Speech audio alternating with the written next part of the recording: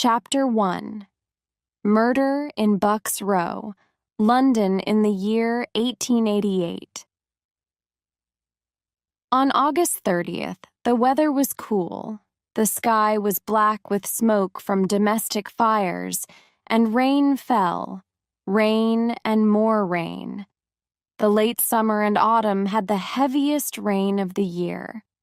At 9 o'clock on that Thursday night, a great fire in London docks changed the color of the sky in the East End of London to a deep red. From the dirty streets, dark passages, and slum houses of Whitechapel, hundreds of people went to watch the fire. Many of them were poor and homeless. They lived and slept in squalid lodging houses. The poorest lived in the streets and slept in doorways. As always, the pubs were crowded and noisy. Alcohol was cheap and it helped people to feel better. Mary Ann Nichols was in Frying Pan Pub on the corner of Brick Lane, spending her last pennies on drink. She needed the money to pay for a bed in the White House, her lodging house in Flower and Dean Street. But Mary Ann needed alcohol too, and she was drinking too much. Later that night, she tried to get a bed at Cooley's lodging house in Thrall Street, but she had to leave because she had no money. So she walked around the wet, cold streets, hoping to earn something. One of the poorest areas in London, Whitechapel did not have many street lamps. The streets were dark, gloomy, and dangerous. Mary Ann Nichols was still walking the streets when her friend Ellen Holland saw her at 2:30 a.m. on August 31st. By that time, Mary Ann, known as Polly, was very drunk. The women talked for a few minutes. Ellen asked Polly to come with her to the lodgings in Thrall Street, but Polly went away along Whitechapel Road to try and get some money. After that, only one person saw her alive again, her killer. Bucks Row was a quiet, narrow road with warehouses on one side and some small houses or cottages on the other. At the end of the cottages was the entrance to Brown's stable yard, and then the long wall of a school. The street had only one gas lamp. At nearly 3:40 in the morning, it was dark. At this hour, Charles Cross, a carman, was walking to work. He came into Bucks Row from Brady Street. A few moments later, he noticed something on the pavement in front of Brown's stable yard and crossed the road. He saw that it was a woman. At that moment, he heard footsteps. It was another carman, Robert Paul, also on his way to work. Cross asked him to come and look.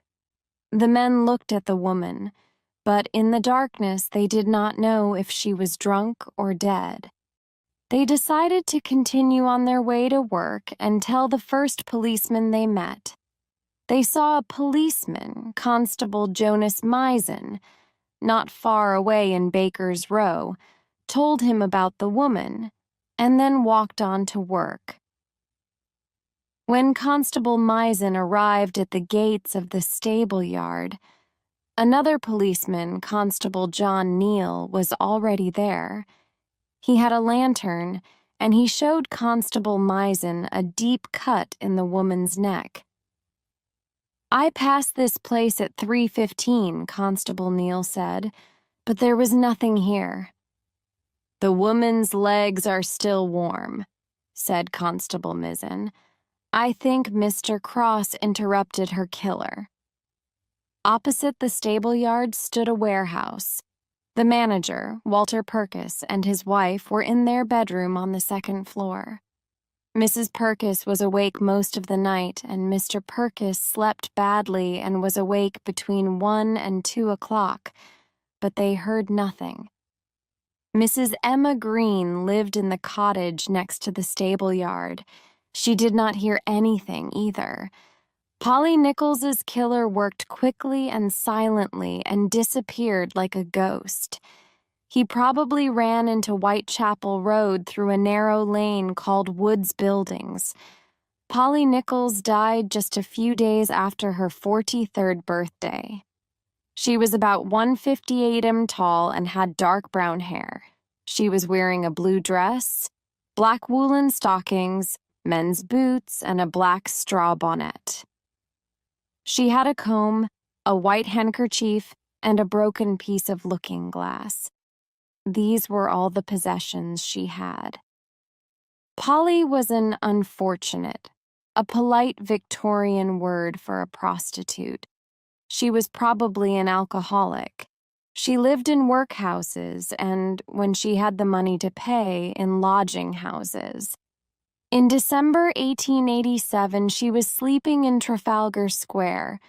Her friend Ellen said she was a clean, quiet person, and her father said, "I don't think she had any enemies. She was too good for that." When Dr. Llewellyn examined the body, he thought the killer was right-handed. The man probably strangled Polly first, put her on the ground, and cut her throat. The police had no other clues to help them find the killer. There was also no obvious motive, such as robbery. This was a new, unknown type of murder, which they could not understand. Polly Nichols was not the first unfortunate who was murdered that year, so Scotland Yard Chief sent their most experienced officer to investigate. This was Inspector Abilene, a fine detective who knew the East End and its people very well. But he did not know that this killer was different, clever, efficient, and savage. Today, he is probably the most famous killer in the world, Jack the Ripper, but nobody has ever discovered his true identity. On August 31st, the Star newspaper had a sensational headline, "A Revolting Murder." Another woman found horribly mutilated in Whitechapel. Ghastly crimes by a maniac. Chapter 2. Murder in the Light of Day. Hanbury Street is a long street that goes from Commercial Street to Baker's Row, not far from Buck's Row. Now demolished, number 29 was an old building with 3 floors. On the ground floor, Mrs. Hardiman had a cat meat shop. On the first floor, Mrs. Richardson and her grandson lived in 3 rooms, and she let out the other rooms. She also had a packing case business in the cellar at the back of the house. Her son, John, helped her in the business, but he did not live in Hanbury Street. A carman, John Davis, occupied the attic at the front with his wife and 3 sons. A total of 17 poor people lived in number 29, which was a crowded, busy place.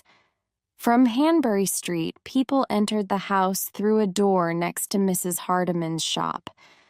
The door opened to a passage about 7-8 meters long. At the end of the passage, there was a door to the backyard.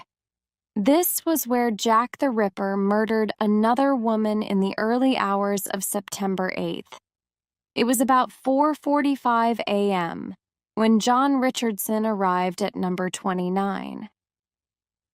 On his way to work at Spitalfields Market, he often checked the passage because strangers sometimes came in. This morning, he also wanted to check the cellar door at the back, sometime before thieves broke the lock and stole things. John walked through the passage and opened the door to the yard. Then he sat on some stone steps and took off one of his boots, which was hurting his toe. He cut a piece of leather from the boot with a knife. It was getting light, and he could see that the lock on the cellar door was secure. There was nobody in the yard. John left the house and went to the market. Albert Kadosh, a carpenter, lived at 27 Hanbury Street next to number 29. He got up at 5:15 a.m., and in a few minutes he went out to the backyard. He was returning to the house when he heard a voice in the next yard say no. 3 or 4 minutes later, Albert came into the yard again and heard a sound like a bump against the wooden fence that separated the yards of numbers 27 and 29. He thought it was somebody falling against the fence, but he did not look to see what it was. Then he left for work and passed Spitalfields Church at about 5:32 a.m. At 5:45 a.m., John Davis got up. By 6 o'clock, he was ready for work and went downstairs to the backyard. From the top of the steps, he saw a horrible sight. On his left, between the steps and the wooden fence, lay the mutilated body of a woman. Davis ran out into Hanbury Street, where he saw some workmen and shouted, "Men, come here!" They followed him, looked at the body from the steps, then ran to find a policeman. Inspector Joseph Chandler was on duty in Commercial Street at 6:10 a.m. when some workmen rushed towards him and told him about the dead woman. Chandler arrived at number 29 and noted down that the woman was lying on her back, with a deep cut from left to right across her throat and mutilations to her stomach. The inspector saw a piece of muslin and 2 small combs that the murderer had put near her feet. The killer also took some rings from her finger. The victim was 1.52 meters tall.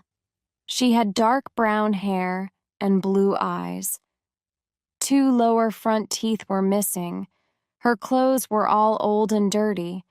A long black jacket down to her knees, petticoats, stockings, a black skirt, and boots. Who was she? Annie Chapman, or Dark Annie to her friends, was 47 years old. Her history told a sad story. Once she had children, but one died and another was disabled. Annie drank a lot, and her marriage broke down. The small sum of money which she received from her husband stopped when he died in 1886. Annie worked when possible, selling flowers or making clothes. Sometimes she borrowed money from her relatives. But her taste for alcohol dominated her life, and eventually she had to walk the streets as a prostitute. Let us follow Annie's movements before the night of her murder. She lived in a lodging house and paid 8 pennies a night. But the week before her murder, she was not at the lodging house. She had a fight with a woman about a piece of soap and got a black eye. When she met her friend Amelia Palmer on September 2nd and 3rd, she showed her the black eye and a bruise on her face. The next day, she told Amelia she did not feel well. She looked pale, so Amelia gave her 2 pennies to buy something to eat. "Don't spend it on rum," she told Annie. Amelia saw Annie for the last time on the 7th. "I must get some money or I can't sleep in my lodgings," Annie said. At about 1:30 a.m. on September 8th, Annie was in the kitchen of her lodging house, eating potatoes and talking with the other lodgers. She told the deputy that she did not have any money, but asked him to keep her bed because she wanted to return with the money. She left at about 1:50. Nobody saw her alive again. She never came back for her bed. 2 people were important witnesses in the murder case. One, Albert Kadosh, heard a voice in the yard and a sound like that of somebody falling against the fence between 5:20 to 5:30 a.m. The other, Elizabeth Darrell, said that as she was walking down Hanbury Street at about 5:30 a.m. on her way to Spitalfields Market, she noticed a man and a woman talking outside number 29. She only saw the man's back, but she identified the woman as Annie Chapman later in the mortuary. Mrs. Darrell heard the man say, "Will you?" and the woman reply, "Yes."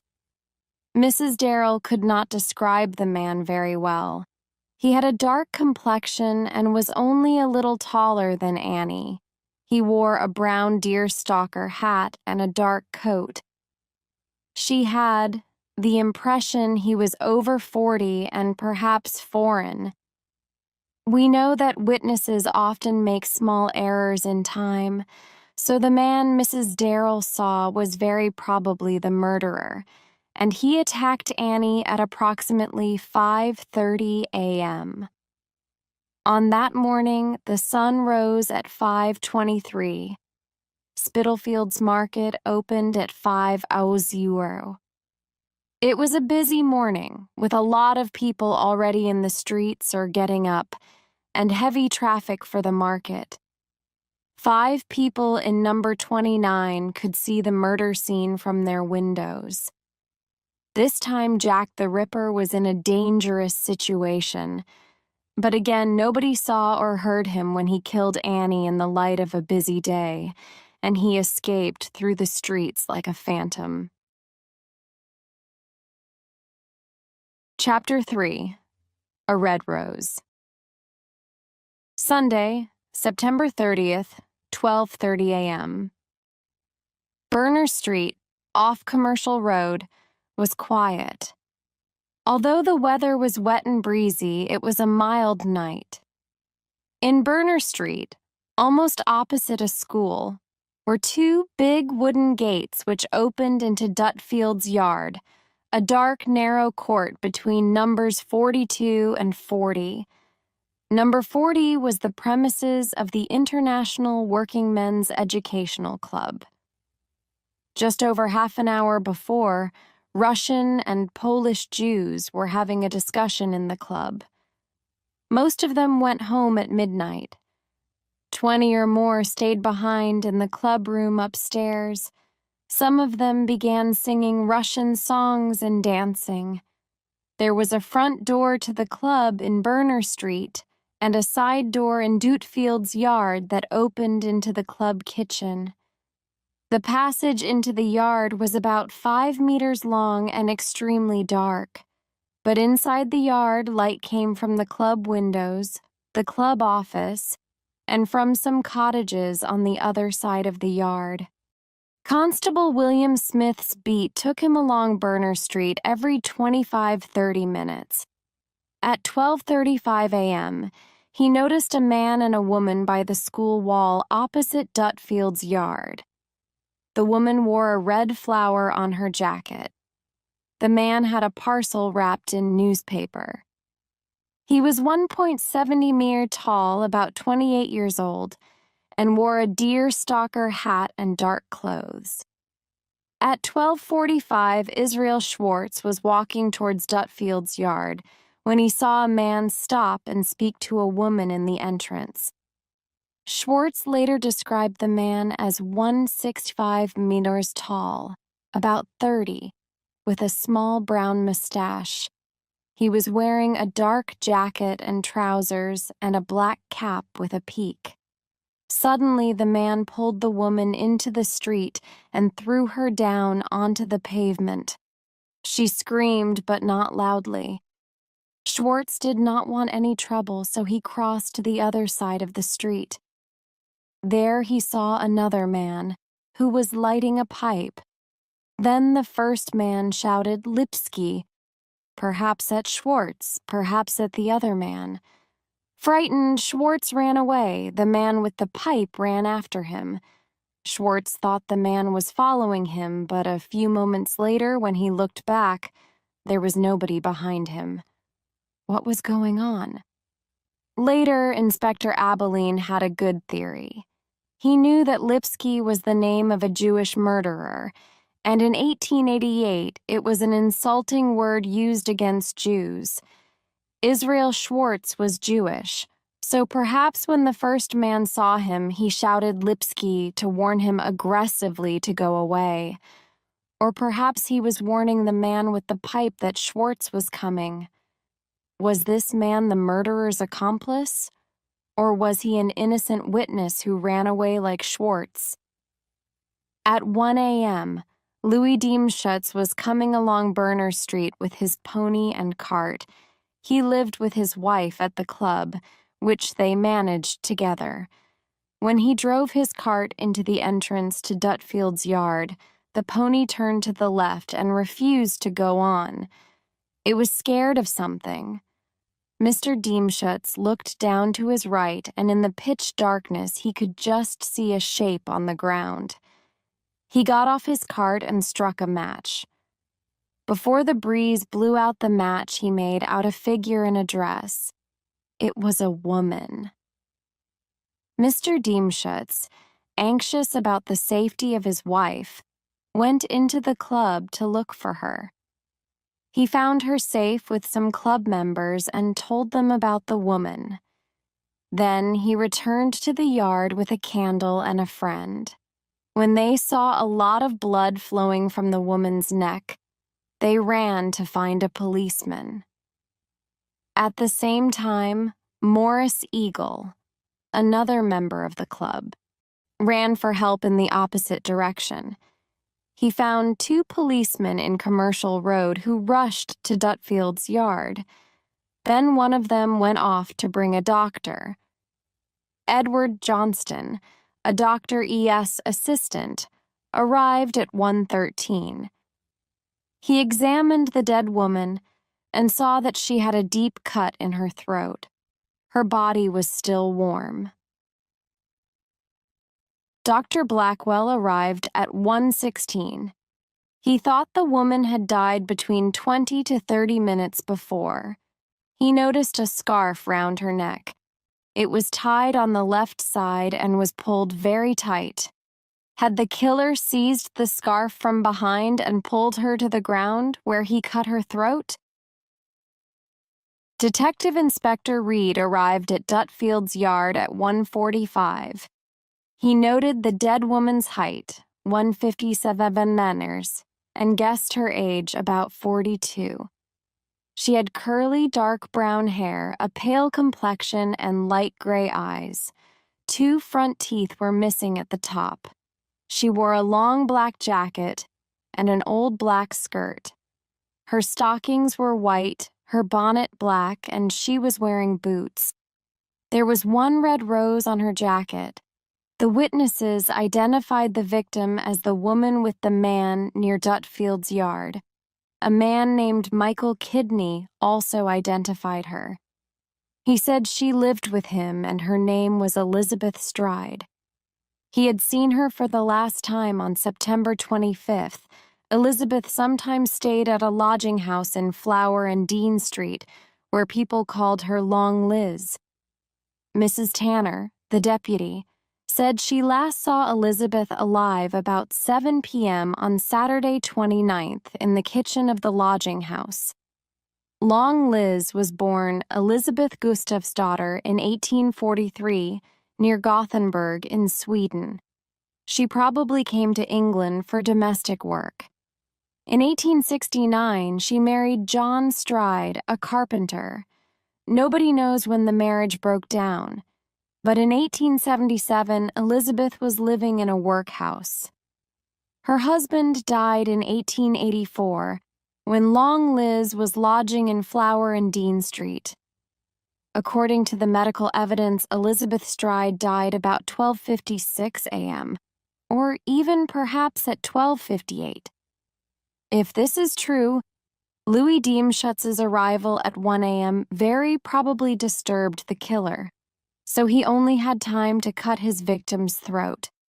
Then he hid in the darkness of Dutfield's yard, and when Mr. Diemschutz ran into the club, he quickly escaped. But the murder of Elizabeth Stride was not enough. Jack the Ripper wanted more blood, and he went to look for another victim. Chapter 4: Mitre Square. After the murder of Elizabeth Stride, Jack the Ripper went to look for another victim. He walked west towards the city of London. It is only 12 minutes. Walk from Berner Street to Mitre Square, where the second murder happened. Although we do not know what time the killer arrived there, we know what his victim did and can follow her movements on the night of September 29th, the 30th. At 8:30 on Saturday night, Constable Robinson found a woman lying on the pavement in Aldgate High Street. She was completely drunk. With the help of another constable, Robinson took her to Bishopsgate Street Police Station. She slept in a police cell for 3 hours. Then she started singing quietly, and at 12:30 she asked the policeman on duty when she could go. 25 minutes later, the policeman took her from her cell to the office. She asked him the time, and he said nearly 1 o'clock, which was about the time of Elizabeth Stride's murder.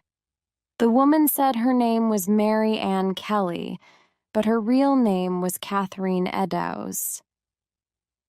"This way, miss," said the policeman. He went with her to the street door and asked her to shut it when she left. Catherine said, "Good night," and she went to meet her fate at the hands of Jack the Ripper. Mitre Square is 8 minutes' walk from the police station. Perhaps Catherine arrived there at 1:10 a.m., perhaps later. We can imagine her singing to herself as she walked along, a small woman, about 152 maum, and thin. She looked about 40 and had dark brown hair under her black bonnet. Her clothes were old and dirty. She was wearing a red handkerchief around her neck, a black jacket, men's boots, and an old white apron. This apron had an important part to play in the murder. Around 1:33, 3 men came out of the Imperial Club in Duke Street. They passed a man and a woman at the corner of Church Passage that led into Mitre Square. The couple were talking quietly, and the woman had her hand on the man's chest. The place was badly lit, but one man, Joseph Lewend, gave a description of them. He said the woman was short and wore a black jacket and bonnet. The man was aged 30, 1.70 mm tall, medium build, with a fair complexion and mustache. He wore a gray cap with a peak, a red handkerchief around his neck, and had the appearance of a sailor. Mr. Lewend told the police later, "I don't think I can recognize him again." The 3 men passed on. The time was 1:35 a.m. 9 minutes later, Constable Edward Watkins of the city police walked into Mitre Square. Everything seemed quiet. It was the same dark, silent square of 14 minutes before, when he had walked around it. But this time he got a terrible shock. In the darkest corner of the square, he saw the body of a woman in the light of his lantern. He ran to a warehouse nearby and called out for the night watchman, a man named Morris. Mr. Morris ran for assistance and soon returned with 2 policemen. Then Inspector Collard arrived from Bishopsgate Police Station, and Dr. Brown came at 2:18 to examine the body. There were also 3 plainclothes detectives on the streets that night. They were part of the police hunt for the Whitechapel killer. At the time of the murder, they were only a few streets away from Mitre Square. Hearing about the murder, they went to the square.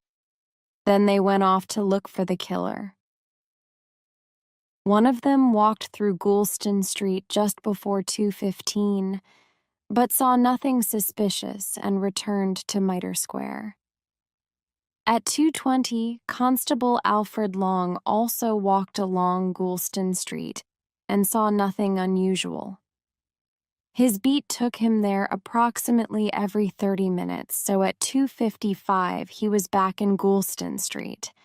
This time he saw a piece of blood-stained apron in an open doorway. Near the piece of material, in white chalk on the wall, was a message. "The Jews are the men that will not be blamed for nothing." When Constable Long reported this graffito and Inspector McWilliams sent orders to photograph it, but the chief of the Metropolitan Police, Sir Charles Warren, changed the order. He was afraid about anti-Jewish demonstrations, so he ordered his men to rub out the message. He destroyed an important clue. But he knew about the strong anti-Semitic feelings in the area. The piece of blood-stained apron fitted exactly into a missing section of the victim's apron. The killer evidently took it with him and cleaned his hands on it. At some time between 2:20 and 2:55, he was in Goulston Street. He threw the piece of apron, wet with blood, in the doorway and wrote the message. But perhaps he did not write the message. Perhaps it was already there and the murderer dropped the apron near it by chance. Or did he see the graffito and leave the apron there to put the blame on the Jews? We shall never know the answer, but we know that Jack the Ripper was an extraordinary killer. Cool, daring, and efficient. He came and went invisibly. Constable Watkins saw nothing in Mitre Square at 1:30. He did not see or hear anything when he entered it and discovered the body at 1:44. And only minutes before at 1:41 or 1:42, another officer looked into the square from Church Passage. "I saw no one and heard no cry or noise," he said. Later, Mr. Morris, the night watchman in the warehouse, went to the door and looked into the square 2 moments before Constable Watkins called him. Everything was quiet and deserted. So in less than 15 minutes, the Ripper took Catherine into Mitre Square, killed her, mutilated her horribly, and escaped, right under the noses of the police. His escape was amazing. Immediately after the discovery of the murder, the streets were full of policemen. The police were already everywhere in the area after Liz Stride's murder. But the discovery of the apron shows that the killer was out in the streets at some time between 2:20 and 2:55, 36 to 71 minutes after Watkins discovered the body. Goulston Street is only 5 minutes from Mitre Square. So what was the murderer doing? To the police, Jack the Ripper was a mystery. He is still a mystery today. Catherine Eddowes was the Ripper's 4th victim. She was 42 and lived in a lodging house. People said she was jolly, always singing. Her partner was John Kelly. When they parted at 2 p.m. on Saturday 29th, Kelly told her to be careful about the Whitechapel killer. "Don't you worry about me," replied Catherine. "I'll take care of myself, and I won't fall into his hands." Chapter 5.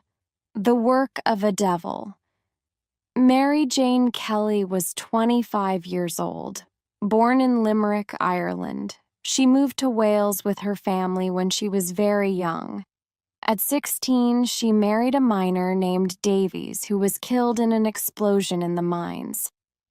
Mary came to London in 1884. By 1886, she was living in the East End with Joe Fleming, who wanted to marry her. Nobody knows why she did not marry him. However, in 1887, she met Joe Barnett, a porter at Billingsgate Fish Market. At the time, she was living at Cooley's lodging house in Thrall Street. Mary and Barnett decided to live together, and by the beginning of 1888, they were renting a room, 13 Miller's Court in Dorset Street. Descriptions of Mary suggest an attractive young woman, about 1.70 mm tall, with a stout build, blue eyes, and a complexion as fair as a lily. She was pleasant when sober, but she could be noisy and very quarrelsome when drunk. In fact, Joe Barnett walked out after a quarrel on October 30th. He was a reliable, kind man who did not want Mary to go out on the streets. Unfortunately, he had not worked for some months, so the couple could not pay the rent, and Mary had returned to prostitution. This was one of the reasons why they quarreled that autumn. Nevertheless, Mary and Barnett remained friends. He frequently visited her and gave her money. He visited her around 7:30, 7:45 on the evening of Thursday, November 8th, to tell her he had no work and could not give her any money. Mary's friend, a laundress named Maria Harvey, was there and said that Mary and Barnett seemed to be friendly. She went soon after Barnett's arrival, leaving some clothing, which included a man's overcoat, some shirts, a petticoat, and a bonnet. When Barnett left at about 8 p.m., Mary knew she had to go out into the streets to earn some money. Nearly 4 hours later, Mary Ann Cox, who lived in Miller's Court, saw Mary walking along Dorset Street with a man. Mrs. Cox followed them into the court and said, "Good night, Mary Jane." As they were going into Mary's room, Mary was so drunk that she could not answer properly. Mrs. Cox saw the stranger in the light of the gas lamp opposite Mary's front door. He was about 36, 165 femirin tall, stout, with a carrot-colored moustache. He had a bottle of beer in his hand. As she went indoors, Mrs. Cox heard Mary singing an Irish song. Just after midnight, Mrs. Cox went out. When she came back at 1 a.m., there was a light in number 13 and Mary was still singing. After warming her hands, Mrs. Cox went out again. Returning at 3 o'clock, she saw no light in Mary's room, and all was quiet. That night, it rained hard, and Mrs. Cox could not sleep well. Although men went in and out of the court, she did not hear anything suspicious. But another witness told a different story. Elizabeth Prater lived above Mary's room. She went to bed about 1:30 a.m. and fell asleep. Around 2 hours later, she woke up suddenly because her kitten was walking over her. She guessed the time was about 3:34 on Saturday. At that moment, she heard screams of murder, 2 or 3 times in a female voice. She later changed this to a quiet cry of, "Oh, murder!" Mrs. Prater said she went back to sleep. She often heard cries of murder in the court. When Sarah Lewis passed Christ Church near Dorset Street, the church clock struck 2:30. Mrs. Lewis was going to stay with her friends at 2 Miller's Court. She slept badly in a chair until 3:30, when she heard the clock strike, and was awake until nearly 5 o'clock. Just before 4 a.m., a young woman screamed, "Murder!" not far away. Mrs. Lewis did nothing because cries like this were usual in Whitechapel. It is probable that Mrs. Prater and Mrs. Lewis paid no attention to Mary Kelly's last terrified cry for help. Friday, November 9th was the day when the citizens of London celebrated the Lord Mayor's show. "I hope it will be a fine day tomorrow," Mary had told Mrs. Prater the morning before, "as I want to go to the Lord Mayor's show." At 10:45 on Friday morning, Mary's landlord, John McCarthy, was checking his accounts in his shop at 27 Dorset Street. He noticed that Mary owed him 29 shillings in rent, so he sent his assistant Thomas Bowyer to her room to ask for the money. Bowyer got no answer when he knocked twice. He walked to his right round the corner where there were 2 windows of number 13. The window nearest to the door was broken in 2 places. Bowyer put his hand in and pulled back the curtain. The first thing he saw was 2 pieces of flesh on the bedside table. Then he saw a body lying on the bed and a lot of blood. He ran back to the shop to tell McCarthy. When McCarthy looked through the window, his face turned pale. The body on the bed resembled something in a butcher's shop. He told Bowyer to go to Commercial Street Police Station.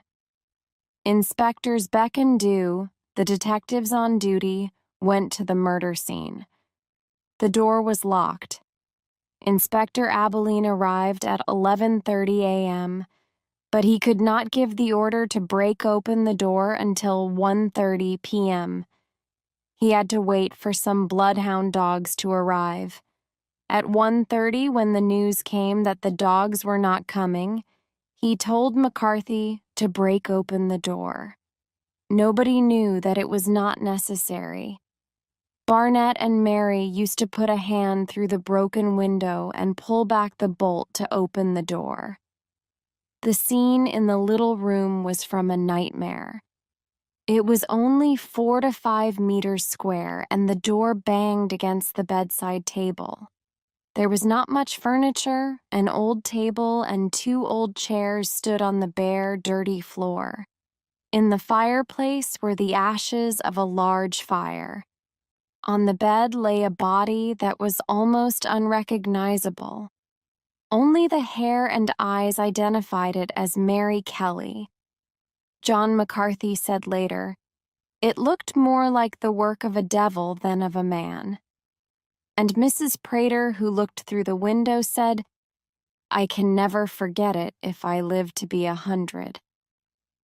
Next day, Inspector Abilene examined the ashes in the fireplace. The strong heat from the fire had melted part of a kettle. In the ashes, Abilene found some women's clothing, which Maria Harvey had left in the room. Why had the Ripper burnt them? When Abilene discovered only 1 small piece of candle in the room, he thought that the killer had made a fire with the clothes, because he needed more light to do his terrible work.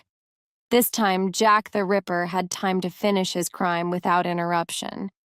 It was truly the work of a devil. Chapter 6. Who was Jack the Ripper?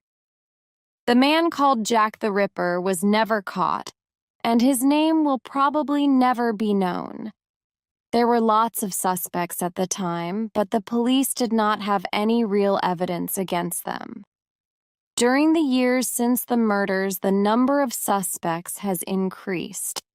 An identikit picture of the man can be constructed from the descriptions by the few witnesses who possibly saw him. The first witness was Elizabeth Darrell, who very probably saw the Ripper with Annie Chapman outside 29 Hanbury Street. He wore a brown deerstalker hat and was short, about 1.63 mere. Mrs. Darrell did not see his face, so her impression that he was a dark-looking foreigner aged over 40 is not certain. In the case of Elizabeth Stride, from the descriptions by Constable Smith and Israel Schwartz, we have a man between 28-30 years old, 1.65 to 1.70 m tall, wearing dark clothes and a hat with a peak, or perhaps a deerstalker. Schwartz said the man had a small mustache. Joseph Lewend saw a man with a woman near Metter Square. If the woman was Catherine Eddowes, then the man was certainly Jack the Ripper, about 30, of average height, with a small mustache and a cap with a peak. On November 12th, A laborer named George Hutchinson gave the police a very good description of a man he saw with Mary Kelly at about 2 o'clock on the morning of her murder. Hutchinson said the man was aged about 34-35, just over 1.67, with a pale face, dark eyes and hair, and a small mustache. He was dressed like a gentleman in a long dark coat, dark hat, and boots with buttons. He had a black tie and a big gold watch chain. He was carrying a small parcel. Hutchinson followed the couple into Dorset Street, where they stood and talked at the entrance to Miller's Court. When they went into the court, he waited around for about 45 minutes. But they did not come out, so he went away as the church clock struck 3 o'clock. Sarah Lewis, the witness who passed Christ Church at 2:30 a.m., said she saw a man standing by a lodging house opposite Miller's Court. He was not tall, stout, and was wearing a black hat. She thought he was looking up Miller's Court as if waiting for someone to come out. So Mrs. Lewis's testimony seems to confirm George Hutchinson's story. But some students of the murders believe that Hutchinson's description is too precise and that he was lying for some reason. Finally, we can exclude the man with the bottle of beer who was seen with Mary at 11:45 p.m. by Mrs. Cox. The time was too early. The Ripper did not stay with his victims for hours before killing them. What is the most probable picture of the murderer? He was a short man, not more than 1.68 between 28-35 years old, with a light brown mustache. He wore dark clothes and a hat with one peak or two like a deerstalker. He was probably stout and muscular. A psychological profile of the killer was created in 1988. It describes him as a solitary man who worked alone without the help of an accomplice. He usually killed at weekends, so he was employed, perhaps as a butcher. But he was not a doctor or a surgeon because he showed very little medical skill or knowledge. As he went out late at night, he probably was not married. He certainly lived or worked in the Whitechapel area because he knew it very well. He mutilated only the faces of Eddowes and Kelly, which, in the opinion of modern experts, indicates that he knew them. Most of the hundreds of suspects can be eliminated. An example is Montague John Druitt, a 31-year-old lawyer, teacher, and enthusiastic sportsman. On December 31, 1888, his body was found in the Thames near Chiswick. It had been in the water for about a month.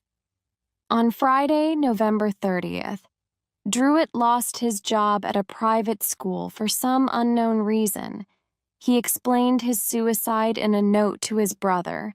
He wrote that he was afraid of becoming like his mother and the best thing for me was to die. His mother was in an asylum for lunatics. The police believed that Druitt went mad after the murder of Mary Kelly and committed suicide. However, today we know that serial killers do not often commit suicide. Also, Druitt was playing cricket in Dorset on September 1st, the day Polly Nichols was murdered. In 1902, Inspector Abilene suspected a man called George Chapman, a publican who was arrested for poisoning his barmaid Maud Marsh. He had killed other women in the same way. Chapman's real name was Severiano Klasowski, a Polish immigrant working as a barber in Whitechapel in 1888.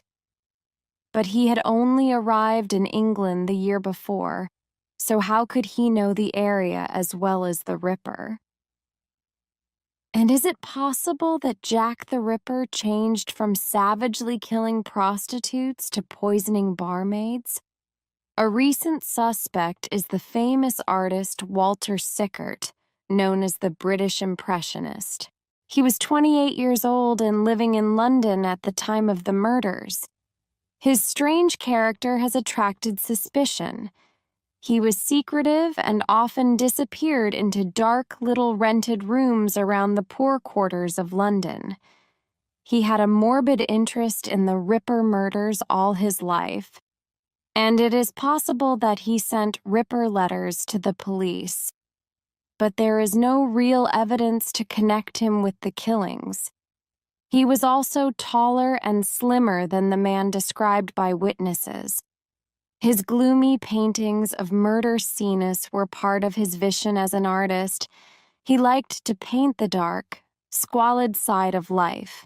Other artists and writers show a similar fascination with violence. Dickens, for example, or Zola. But that does not mean they are murderers. A more probable suspect is George Hutchinson, mentioned earlier. He gave a detailed statement on the evening of November 12th, after the inquest on Mary Kelly. Some writers have asked why he did not go to the police before the inquest. Was it because Mrs. Lewis's testimony appeared in the newspapers only after the inquest? When he read the report, he realized that she had seen him opposite Miller's court, so he had to go to the police before they found him and asked him why he was there. Did he make a false statement and give a false description? Did he have something to hide? The killer's terrible mutilation of Mary Kelly's face suggests that he knew her well. Hutchinson's statement begins, "About 2 a.m., 9th, I met the murdered woman, Kelly, and she said to me, 'Hutchinson, will you lend me sixpence?'" So he and Mary knew each other. In fact, Hutchinson had known Mary about 3 years, so he certainly knew that she had her own room. After the murders in Berner Street and Mitre Square, the streets were too dangerous for the Ripper, which explains why he did not kill in October. So perhaps he decided to kill his next victim indoors and chose Mary Kelly, knowing her room was safe. Mrs. Lewis described Hutchinson as a short, stout man. The newspapers gave his age, 28. He lived at the Victoria Home, a working men's lodging house in Commercial Street, right in the middle of the murder area, and very near Goulston Street, where the piece of Eddowes's apron was found. So was George Hutchinson Jack the Ripper? We do not know. The police believed there was one final murder by the Ripper in July 1889. It happened in Castle Alley, close behind Hutchinson's home. If Hutchinson was the Ripper, why did he stop killing? We know that. By 1891, he had moved away from Whitechapel. Nobody knows where he went. There is one important point in favor of Hutchinson's story. Inspector Abilene, a very able and experienced detective, interviewed him on November 12th and believed his story. He wrote, "I am of the opinion his statement is true." But Abilene had been wrong about George Chapman. Chapter 7. Panic. In our violent times, it is difficult to imagine the shock and horror that the Whitechapel murders caused in 1888. In Victorian times, the East End was also violent, but the Ripper murders were something new. Murder was usually the result of domestic quarrels, drink, or robbery. The Ripper murders were the first of a new kind of crime, serial killings, savage, without an obvious motive, no clues, and very difficult to solve. The fury of the Ripper's way of killing puzzled the doctors, the police, the public, and the press. To them, he was a lunatic. On August 7th, before the Bucks Row murder, a woman called Martha Tabram was killed and then stabbed ferociously with a knife 39 times. This was so unusual that some writers today believe it was a Ripper murder. At the time, the newspapers called it unique and mysterious and the work of a homicidal maniac. After the Polly Nichols murder, sensational reports in the newspapers increased the public's fear and horror. Women became very nervous. People discussed it in the streets, and large crowds visited Bucks Row on September 4th. There were stories of a mysterious man known as Leather Apron who demanded money from prostitutes and beat them if they resisted. When the police found a leather apron at the scene of the Hanbury Street murder, they hunted a man called John Pizer, a Polish bootmaker who always wore a leather apron for his work. They found him hiding with his family and arrested him on September 10th. But he had a very good alibi, which proved his innocence. After the Hanbury Street murder, people waited in queues outside newsagents. The Star reported the crime in very sensational language. The killer was half beast, half man, a demon or vampire. When Mrs. Mary Burridge of South London read about the murder, she collapsed and died of fright. The East End community fell into panic and hysteria. On September 8th, thousands of frightened people were out in the streets.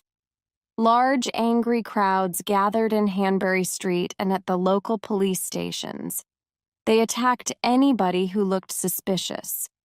A young criminal called Squibby, for example, was in Hanbury Street when a detective saw him in the crowd and chased him. The crowd followed, shouting, "Catch him!" Squibby was terrified and finally surrendered to the police for his own protection. The anger of the crowd also turned against Jews, who were threatened and abused. Liz Stride and Kate Eddowes were murdered near Jewish clubs, and the police were very nervous about the possibility of anti-Jewish disturbances. The message in chalk that blamed the Jews was written on the wall of a building in a Jewish area.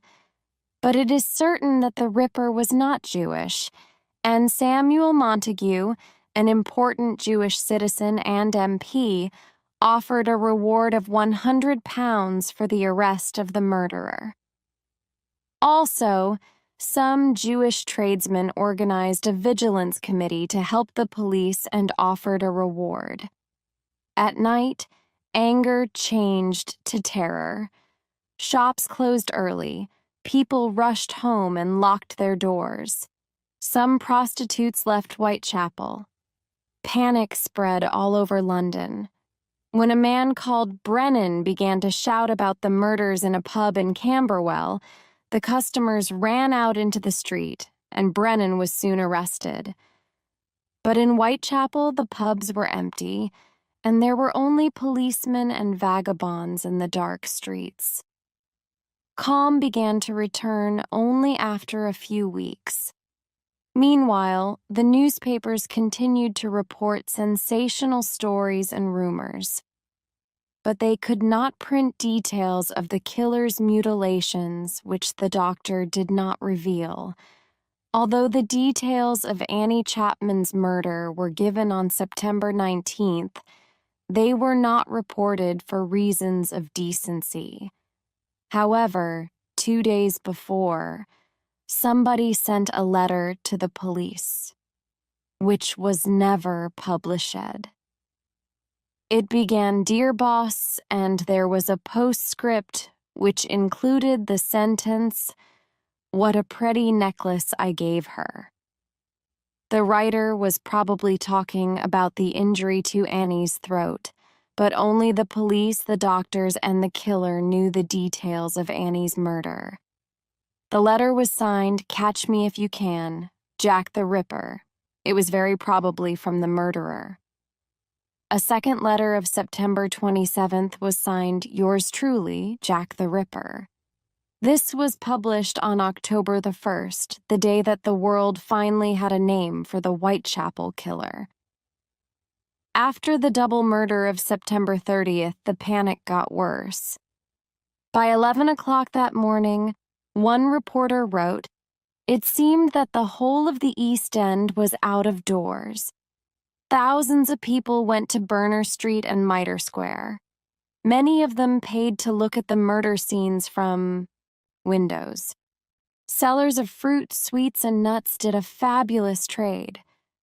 But on October 3rd, shopkeepers complained that they were losing a lot of business because people were afraid to go out shopping." During the following weeks, sales of newspapers and verses and songs about the murders were enormous. Women lived in terror. Some hoaxers pretended to be the Ripper and followed women to scare them. On October 10th, a woman hanged herself at 65 Hanbury Street because she was depressed about the murders. Thousands of letters offering information and help were sent to Scotland Yard. Inspector Abilene and his colleagues had to read all of them. Abilene himself walked around the Whitechapel streets until 4 or 5 in the morning. He worked very hard and nearly had a nervous breakdown. Hundreds of extra police patrolled the area, some dressed as women. Lodgers, butchers, and slaughterers were questioned. On October 13th, the police began to search every house in a certain radius of the crimes. The search ended on the 18th, and the police admitted they had not found the smallest clue. But it is very possible that they interviewed Jack the Ripper. Years later, Detective Walter Dew wrote in his memoirs about the killer's amazing elusiveness.